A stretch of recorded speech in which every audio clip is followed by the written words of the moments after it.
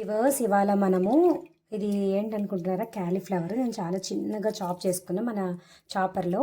యాక్చువల్గా చాలామందికి గ్రేవీ కావాలి, కానీ వాటర్ వేసిన ఆయిల్ ఎక్కువ వేస్తేనే మనకి గ్రేవీగా కర్రీ ఇది అవుతుంది. కానీ వాటర్ లేకుండా అండ్ ఆయిల్ కూడా లేకుండా మనము గ్రేవీ కర్రీ చేసేసుకుందాం. ఇదిగోండి చిన్నగా కట్ చేసుకున్న ఆనియన్స్. మీరు చాలా చిన్నగా, అంటే మీకు ఇంత చిన్నగా రావాలంటే వెజిటేబుల్ చాపర్ ఉంటుంది కదా, అందులో వేసేసి కట్ చేసుకుంటే మీకు చాలా చిన్నగా వచ్చేస్తుంది. సో ఇందులోనే మనము సాల్ట్ యాడ్ చేసుకుంటున్నాము,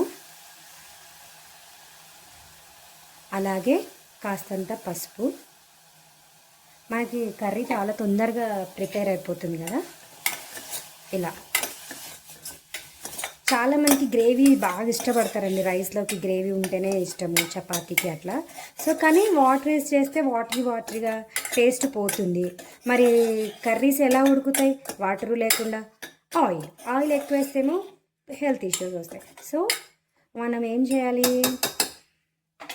ఆయిల్ ఎక్కువ అవ్వకుండా వాటర్ లేకుండా మనకి రావాలంటే టేస్ట్గా ఇలా చేసుకోండి. ఇదిగోండి సాల్ట్లో ఇలాగ కారం కూడా వేసేసుకుంటున్నాం. మీకు తగినంత ఉప్పు కారం అయితే వేసేసుకోండి. ఇలాగ ఒకసారి వేసుకొని స్మాష్ చేసుకోండి. ఇప్పుడు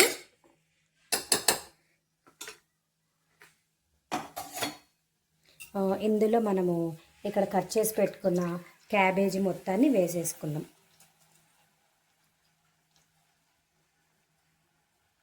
చాలా సన్నగా కట్ చేశాను కాబట్టి నేను ఇలా వాటర్ అంతా దీంట్లో వేసేసుకుంటే వాటర్ పోయి మనకి ఇది మాత్రం వస్తుంది. సో ఇది కూడా యాడ్ చేసుకొని కలిపేసుకోండి. అలాగే టమోటాస్ ఉన్నాయి కదా, ఈ టమోటాస్ని వేసుకోండి. మనకి మంచి చాలా గ్రేవీ వస్తుంది అన్నమాట ఇలా చేసుకుంటే.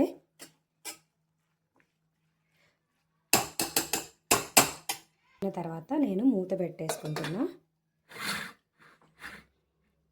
ఇక్కడ ఒక ముళ్ళు ఉంటుంది కదా, అది మనము 100కి వచ్చే వరకు వెయిట్ చేద్దాం.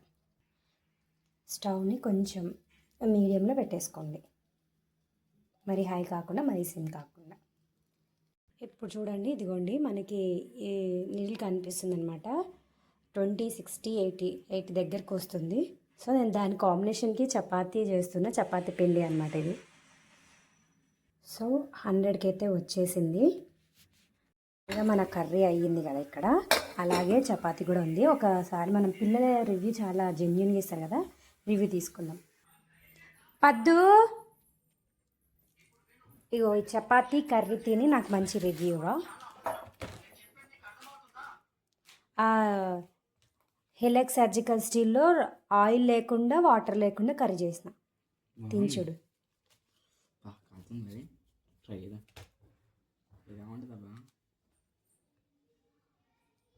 కాలుతుందా?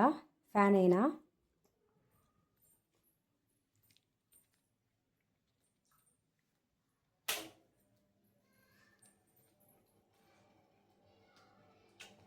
How is it?